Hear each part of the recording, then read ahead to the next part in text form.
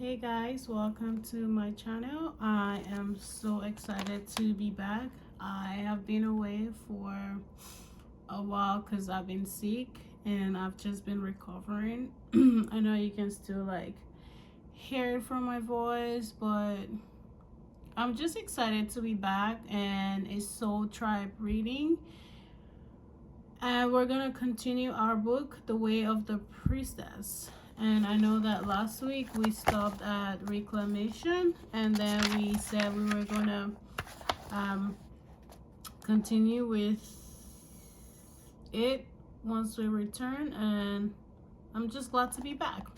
So we're starting with, by the way, for those of you who are new, my name is Titi, and I pray with you guys every day, and sometimes I do soul tribe reading with other high priestesses just like myself.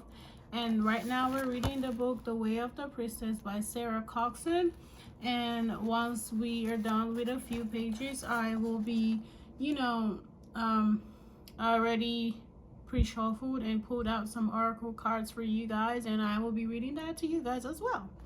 So let's get started. The Return of the Priestess. A woman undone is a formidable force. As she unravels, the lies and false beliefs that have kept her in bondage begin to dissolve. She starts to breathe freely and feel fully. Her hair grows wild, her eyes shine bright. She becomes aware of her sexual magnetism. She starts to honor her intuition, and the flame of her inner power burns brighter. As a result, the portal to the priestess opens. During my first months living in Portugal, I experienced an awakening like no other. There were intense highs and dark lows as I navigated the process of healing my trauma and recalibrating my being. But despite the storm of emotions that raged through me, I felt grounded. My newly acquired freedom opened me up to the process of self-rediscovery. I no longer had anyone to answer to, no one to protect myself from, and no one to justify myself to. I was free to embody a new identity, and in response, the priestess made herself known to me. I recognized her instantly, of course, the embodiment of potent feminine intuition, the vessel of the divine, the channel of wisdom, the weaver of magic. Thus, she started to express herself in the way I dressed, the way I moved, the way I taught my yoga student, the way I talked, and in response to her power, my life started to become magical. I think we actually read this page already, if I'm not mistaken, because I don't know. It sounds like I've read this page. And I promise you guys, I didn't read it without you guys. Alright, so is this moral? I think. Okay. I can't believe he's here, sat in front of me. Him, for 29 years, I had believed that soulmate love was a thing of make-believe, and that when it came to choosing a partner, it was far more sensible to be practical. And look how that turned out. I'd left behind a trail of lackluster or downright dangerous relationships. Good job. Yet now I'm in a small traditional Portuguese restaurant talking with the love of my life. It's our first date, but I just know. I've been living in Portugal for about 8 weeks now, and I've never felt freer. The despair and loneliness I felt at the beginning simply disappeared one day and was instantaneously replaced with gratitude and wonder. I quickly began to make friends. Long coastal walks, good local wine, hearts to heart, and sunset. Yoga acted like therapy for me, and I felt myself returning home to myself. In fact, I felt power and strong in a way. I felt powerful and strong in a way that I hadn't for years. And just a week ago, I had experienced what I can only describe as an activation of divine feminine. I was swimming in the lake with my friend Riley, but then suddenly it was like me as the individual no longer existed. Instead, I felt myself merging with Great Mother. There was divinity in every cell of my being, and this feeling lasted for hours. I wondered if I was experiencing a sort of psychosis, but I felt calm, at peace the whole time. And perhaps the most interesting thing is that Riley was also having a similar experience. We were both sober but drunk on the energy of the infinite. And during the experience, I was given a clear and life-changing message. Your work is women's work, and you are here to be a priestess. The next day, I promised myself that I wasn't going to focus on dudes anymore. Okay, maybe I'd allow myself have a bit of fun. Alright, but that was it. Instead, I was going to leave my divine mission to align myself with sisterhood and facilitate women's empowerment. Which is why it is so ironic that just a week later I've met him. My mind might be telling me that wasn't part of the plan. But my inner priestess, she's pouring me another glass of wine and whispering to me to lean in and kiss him. We cannot live as handmaidens of the divine whilst we are preoccupied with trying to fix or save a toxic relationship. And which is true, you know. That's why when we're stuck in toxic relationship and we don't take ourselves away from that situation, that's why God intervenes and takes us out of that situation. It takes us out of that there's something they call the tower movement, where like everything just destroys, like the relationship all out of nowhere just comes to an end. So we cannot be the princess trying to work with the divine and then we're trying to fix our toxic relationship. It's not gonna work at all. All right, let's keep going.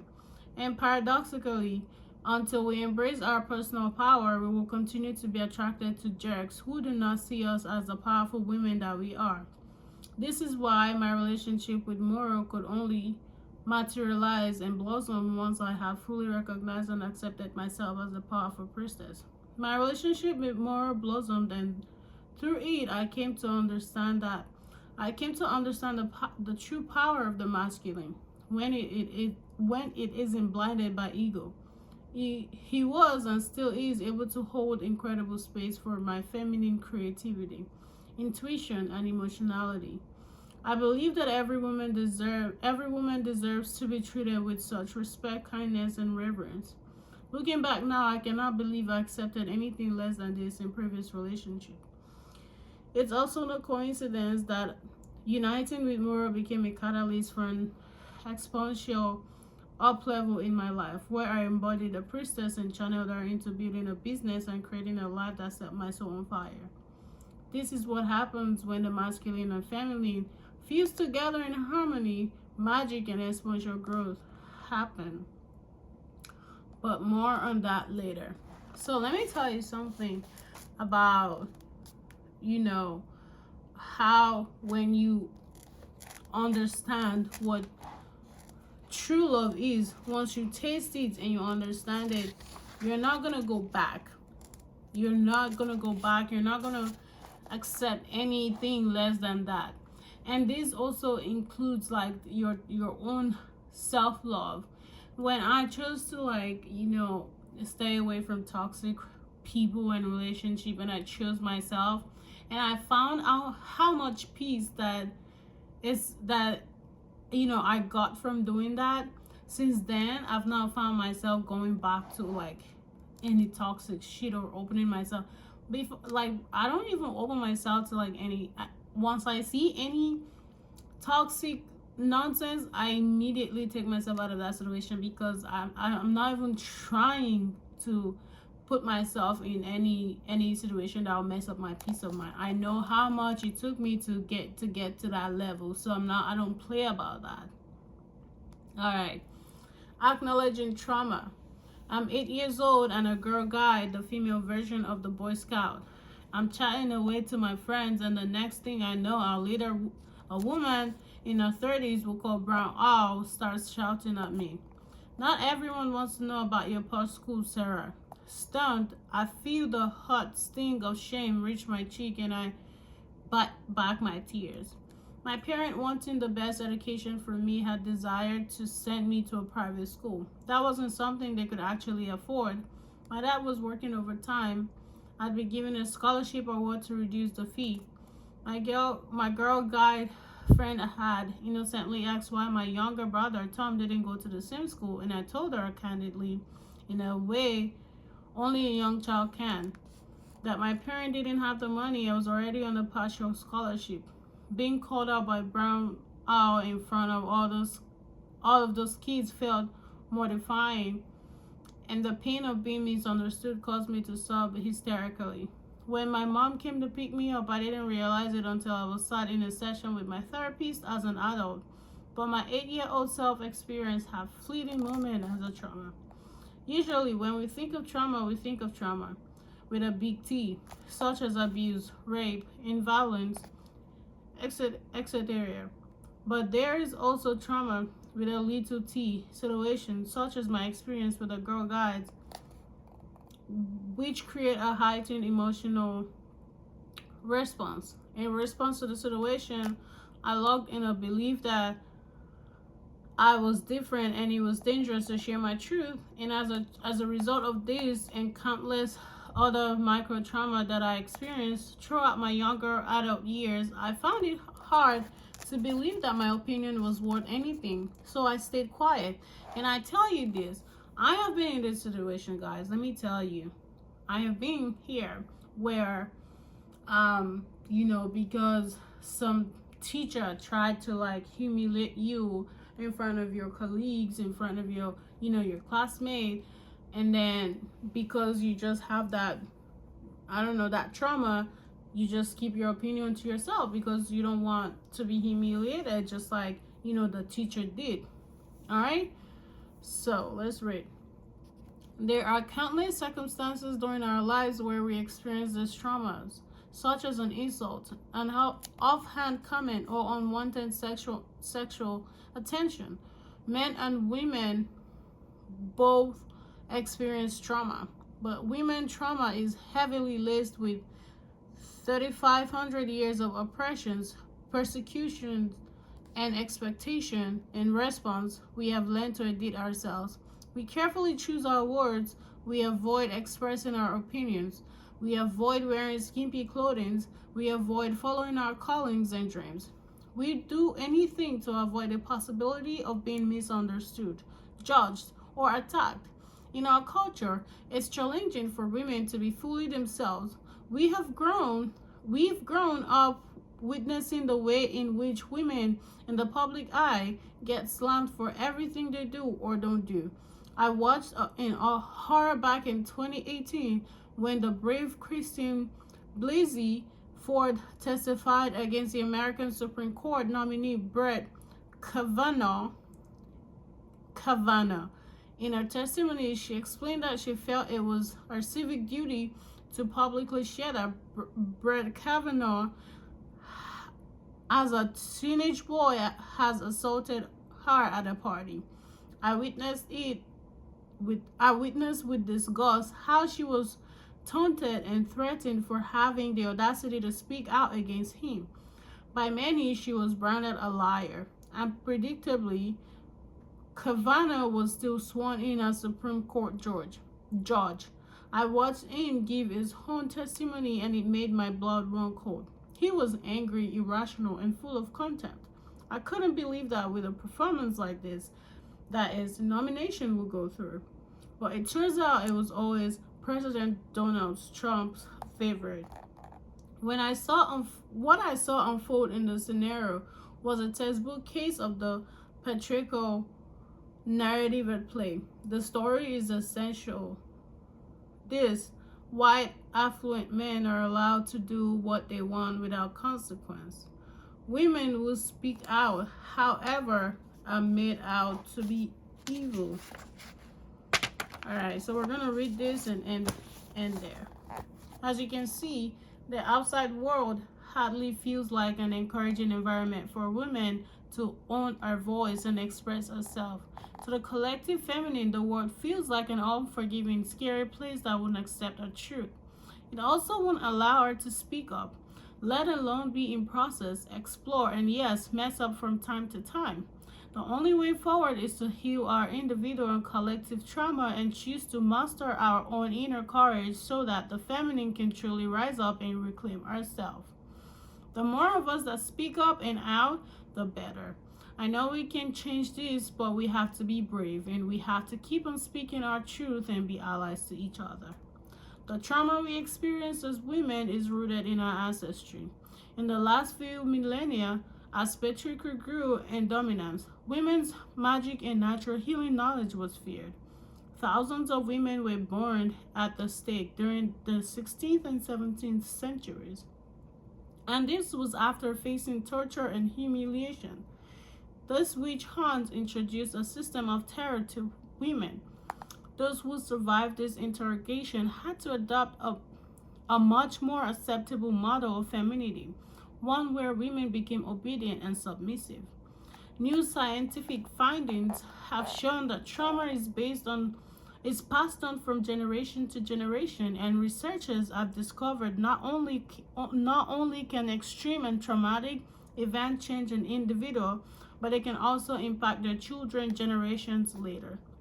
We store trauma in the body. If we wish to heal our trauma, we must learn to slow down, observe our body, and allow it to settle. The experience of feeling unsafe creates physical contraction, and if it's released, it becomes crystallized, showing up as tension, pain, or in some cases, disease. Emotional trauma imprints the nervous system deeply and quickly. It causes neurological changes in the brain and body, which lock us up in trauma patterns. Trauma may be reactivated by the slightest provocation, resulting in triggered behavior. While triggered, also known as flight, fight, or freeze, energy is drained from our cognitive centers and vital organs. Therefore, trauma have a huge impact on our decisions. And it is undoubtedly because of trauma that women stay in toxic relationship or hold themselves back from shining their brightest light in the world. The unconscious triggering of trauma response usually causes also dissociate from the feelings of non-safety in our body by getting straight into our heads and overthinking.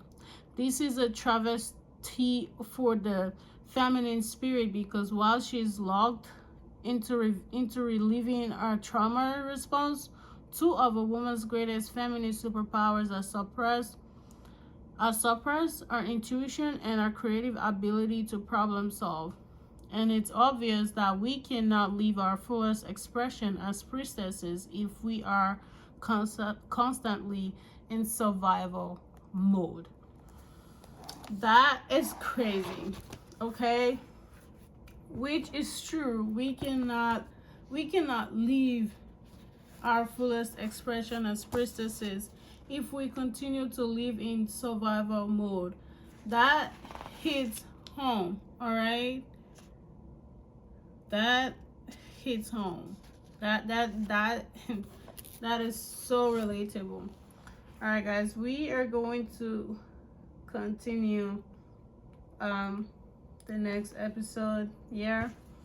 I have your oracle decks here that I already pulled out, and I have these ones as well. I have fertilizer and I have orgasm here. And by the way, guys, remember the other time when I spoke about orgasm and it's just talking about purging? It's about, releasing things from your body. and I'm just gonna read it out for you. It says release is a necessary part of your life that you must give way to from time to time. When that does not happen, your soul becomes too overwhelmed and will seek release in other more destructive ways. Never in this more true than with emotions. Lower vibrations such as anger, sadness, jealousy, and rage can consume you if they are left unchecked. You may think you are getting over what you feel by ignoring it or locking it in the back of your mind. But eventually, your emotional baggage will seek another outlet and may manifest in self-destruction, illness, chaotic outbursts, or negative expressions of release. An emotional release doesn't have to be dramatic. There are many ways you can free yourself from the storm brewing within. Giving yourself to creative expression is a healthy way to channel darker emotions. Dance or cook or lose yourself in art, body expression, or music. The medium doesn't matter if it brings you a sense of freedom. So, your guys are encouraging you to release any emotion, any stressful, negative emotions that you're feeling right now. Don't hold it. Don't hold it. Don't hold it. Inside of you, because it may cause like outburst, and you don't want that. And you have been asked to. What is it called? Cook, dance, whatever it is, however you can release this energy of yours. And we have the fertilizer, which I'm about to read to you guys in a second, if you can wait for me. All right, I'm here. So it says, food is not the only thing that nourishes you, dear one. Be mindful of what you feed your soul. When fertilizing appears in your reading, it shows that you are mastering your craft through diligence and consistency. You are a hard worker and have invested in your goal with single-minded focus. However, it's time to expand your efforts. A plant grows, so does it hunger for fertilizer. So more effort is needed as your success grows and your goals expand. Now may be a good time to further invest in your development. Taking a class, finding a mentor, or engaging in research will help you to advance your skills. This card is one of mastery, and you are well on your way to becoming an expert in your field. If you pull this card with green man, it is particularly encouraging sign, as it means you are on the right path and have right mindset to match. All right, so we are done with that, and I'm just gonna read this ones out for you guys. Yeah, can you see it? All right, so this one says, when I introduce joy to a situation, I change the vibrational frequency of what's happening around me. And this one says, in stillness I receive joy. In stillness I receive joy. And this says, the more I attune my energy with appreciation, the more the universe will deliver. So the more you appreciate, there's always what they call it, what's that word? Anyway, when you appreciate, you receive more, is what I want to say, but I forgot the word I wanted to say. All right, so this says, I let an inner sense of quiet multiply each day as I strengthen my faith in the love of the universe. All right, I let an inner sense of quiet multiply each day as I strengthen my faith in the love of the universe. All right, And then this says, wanting more for others put me into an energy of abundance. And that's it. Like, you will always get more as long as, you know, you want good things to happen to other people as well. Wanting more for others put me into an energy of abundance. And the last card I have here is, as soon as I choose to see the light in the dark corners, I redirect my power towards what I want. Fact. All right? The thing is, for me, I always try to bring out light from every dark situation, and that's what brings me hope. That's what makes me not, sit down and, give up. It helps me to keep moving, knowing that, there's light at the end of the tunnel. So that's all I have for you guys. I just want to thank you guys for letting me read with you and for reading with me. Happy holidays, guys. Merry late Christmas. Yesterday was Christmas. But yeah, it's almost New Year's, by the way. But yeah, thank you so much, guys, for reading with me. I'm still here. I'm recovering, and I'm actually feeling. I get a break to feel better today. I said, yeah, I have to read. I have been so down. Like, I couldn't even record. I couldn't even do anything. I couldn't post my prayers every day, and I've just been down. So I'm just happy that I'm just grateful to God that I'm able to come here and do this today.